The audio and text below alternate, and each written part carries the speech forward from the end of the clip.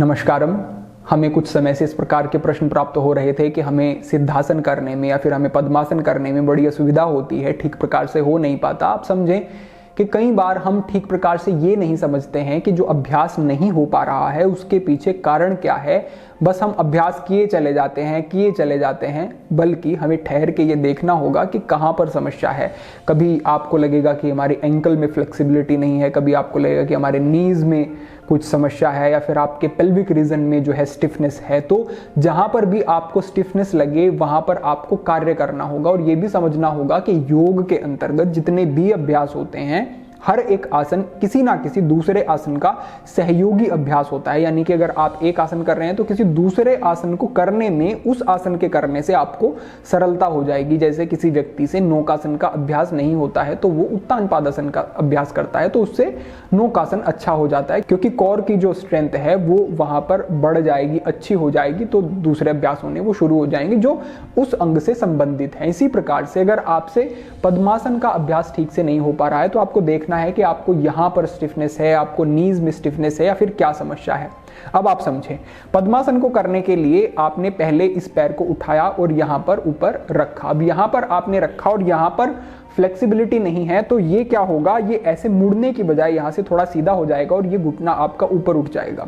अब ये घुटना ऊपर उठ गया और आप जब इसको नीचे करेंगे और दूसरे पैर को ला करके आप ऊपर रखने की कोशिश करेंगे तो क्या होगा, ये क्योंकि यहां पर एक दबाव बना हुआ है, जैसे ही आपने दूसरा पैर ऊपर से रखा तो ये दबाव और ज्यादा बढ़ जाएगा। उस स्थिति में जैसे दबाव बढ़ा तो फिर यहां पर ये जो दोनों पैर आपस में यहां आके मिल रहे हैं, इस स्थान पर एक दबाव ज्यादा बढ़ने से दर्द होना शुरू हो जाएगा। और हमें इसी प्रकार के प्रश्न प्राप्त होते हैं कि हमें जहां पर हमारे दोनों पैर मिलते हैं वहां पर पद्मासन लगाने के बाद असुविधा अनुभव होती है। क्यों होती है? क्योंकि इस बात पर ध्यान नहीं दिया कि पहले इस फ्लेक्सिबिलिटी को अच्छा कर लिया जाए, बढ़ा लिया जाए। तो पद्मासन का अभ्यास जब आप कर रहे हैं तो उससे पहले आपको बद्ध कोणासन का अभ्यास कर लेना है।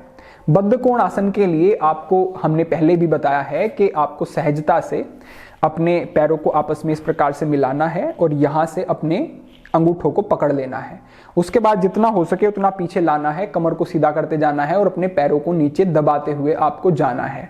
जितना हो सके बिल्कुल सहजता से, बहुत अधिक करने की आवश्यकता नहीं। अगर आपको यहीं तक ही जा करके ऐसा लग रहा है कि बस इतना ही कर सकता हूं तो एकदम से नीचे तक ले जाने की कोशिश ना करें, वहां पर जाएं और ठहरें।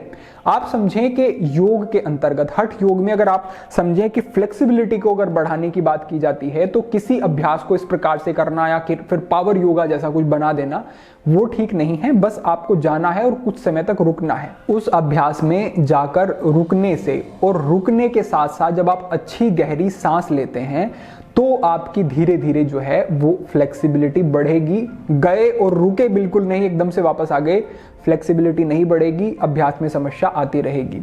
ये करने के बाद अगला एक जो अभ्यास आपको करना है वो भी आपके इस पूरे एरिया को अच्छा बनाने के लिए उपयोगी रहेगा, फ्लेक्सिबिलिटी को बढ़ाएगा। किस प्रकार से? आपको सहजता से लेट जाना है।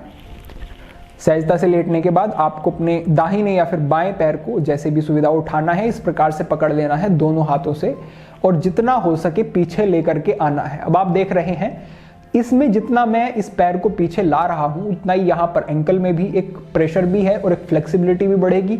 ये यहां पर घुटना भी आपका प्रयोग हो रहा है और यहां पर आपके पेल्विक रीजन में जो स्टिफनेस है वो भी धीरे धीरे समाप्त होनी शुरू हो जाएगी। बस इसको लाना है और पूरा पीछे खींचना है। फिर अपने सर को, गर्दन को उठाना है और नासिका को या फिर माथे से स्पर्श कराना है। तो इस प्रकार से ये आपका एक अभ्यास, इसमें आपको 30 सेकंड तक रुकना है। उसके बाद एक पैर को आपने सीधा कर दिया और दूसरे पैर को ले लिया और दूसरे पैर को उठा के इसी प्रकार से पीछे लाए।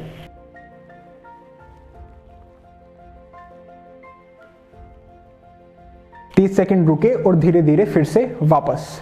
इस अभ्यास के साथ साथ जो अगला अभ्यास है वो करना है मुदित शिशुवासन का अभ्यास। ये अभ्यास विशेष उपयोगी समझें, आपके पेल्विक रीजन की फ्लेक्सिबिलिटी को बढ़ाएगा, स्टिफनेस को खत्म करेगा, रिप्रोडक्टिव सिस्टम को बेहतर बनाए रखेगा, उपयोगी है। किस प्रकार से करना है? घुटनों को इस प्रकार मोड़ लेना है, ऊपर उठाते हुए अंदर से, यानी कि आपके हाथ को आपको अंदर से लेके आना है और इस प्रकार से पकड़ना है। दूसरे पैर को भी इसी प्रकार ले गए और ऐसे पकड़ लिया और यहां पर पकड़ने के बाद आपको धीरे धीरे अपने पैरों को नीचे ले जाना है।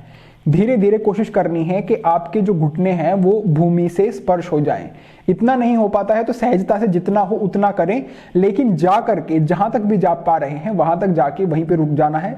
गहरी लंबी सांस लेनी है, कुछ समय तक वहीं पर आपको स्थिर रहना है। फिर जब आपको सहजता से आपने थोड़े समय तक अभ्यास कर लिया, फिर छोड़ना है और वापस धीरे धीरे आते हुए पवन मुक्तासन का एक बार अभ्यास कर लेना है। यह अभ्यास करने के बाद आपको सहजता से पैरों को सीधा करना है और कुछ समय तक रुकना है। इतना करने के बाद फिर से इसी अभ्यास को आप एक बार दोहरा लेंगे। तो इस तरह से जब अभ्यास किया जाएगा तो ये धीरे धीरे फ्लेक्सिबिलिटी बढ़नी शुरू हो जाएगी और जो दबाव है आपके पैरों पर वो उतना रहेगा नहीं। जब आपका आसन सहजता से होने लगेगा तभी समझें कि आपका पद्मासन या फिर सिद्धासन अब उस स्थिति में पहुंच गया है कि आप कुछ लंबे समय तक भी कर सकते हैं। क्योंकि जो ये ध्यानात्मक आसन होते हैं ये कोई ऐसे नहीं है कि आप गए बस आप 20 सेकंड 30 सेकंड तक रुके, 1 मिनट तक रुके और वापस आ गए। इसमें आपका अभ्यास ऐसा होना चाहिए कि 1 घंटे तक भी आप बैठे हैं, ध्यान का अभ्यास अपना कर रहे हैं तो आपको असुविधा न हो। तो इस प्रकार से अभ्यास करेंगे और दूसरे योग के अंतर्गत आने वाले सभी जो भी आसन हैं वो आप करेंगे, उनसे भी लाभ होगा। क्योंकि हमने पहले ही आपको एक अवधारणा दी यहाँ पर कि हर एक अभ्यास किसी दूसरे अभ्यास से संबंधित है। जब पूरे सभी अभ्यास जो जो आपको आपके ज्ञान में है, जिन्हें आप जानते हैं, वो करेंगे या फिर जो इस चैनल पर बताए गए हैं, तो आपको ठीक से सारी चीजें समझ आनी शुरू हो जाएंगी और अनुभव भी कर सकेंगे कि वास्तव में सभी अभ्यास एक दूसरे से संबंधित हैं। तो इस प्रकार से अपने विवेक को विकसित करें और जो भी अभ्यास आपको करने में सुविधा हो रही है उसके सहयोगी अभ्यास करेंगे तो आपको लाभ हो जाएगा। कोई भी प्रश्न हो कमेंट के माध्यम से रखें, अवश्य मार्गदर्शन होगा। आज के लिए ये एक सूक्ष्म सा मार्गदर्शन था इस प्रश्न के अनुरूप। सभी के लिए प्रार्थना, सभी के लिए मंगल कामना। आज के लिए इतना ही। ओम नमः शिवाय।